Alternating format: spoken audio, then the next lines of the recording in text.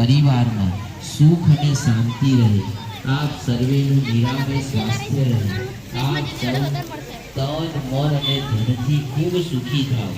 જે ભક્તો ગુરુ પૂજનમાં પોતાની જે મનોકામના માટે જોડાયા છો એ મનોકામના પણ પૂર્ણ થાય।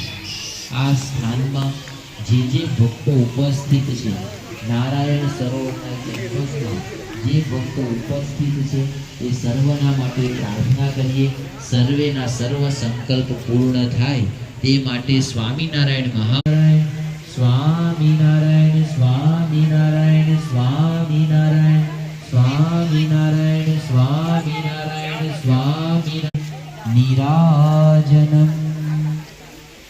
આ ગુરુ પૂજનની મુખ્ય વિધિ એટલે મહાઆરતી પરમ પૂજ્ય મહંત સ્વામી મહારાજે નારાયણ સરોવરના ઉદ્ઘાટન પ્રસંગે જણાવેલી કે જેમ ગંગા ગોદાવરી એવી પવિત્ર મહાપવિત્ર કહેવાય તે સ્થાનની પણ મહાઆરતી થવી જોઈએ।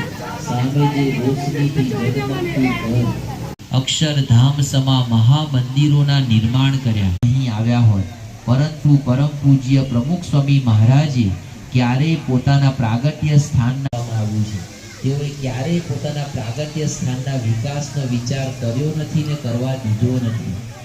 થોડા મહિનાઓ પૂર્વે વાસ્તુશાસ્ત્રના જાણકાર વ્યક્તિ આવ્યા હતા। આખા ભારતમાં ફરીએ છીએ, આખા ભારતમાં વાસ્તુશાસ્ત્ર છે, સાથે સાથે પ્રાસાદિક નારાયણ સરોવર જે સરોવરમાં પ્રમુખ સ્વામી મંગલકારી છે, સુખકારી છે, અનેકના સંકલ્પ પૂર્ણ કરનારી છે। તો આપણે સૌ આ મહાઆરતીમાં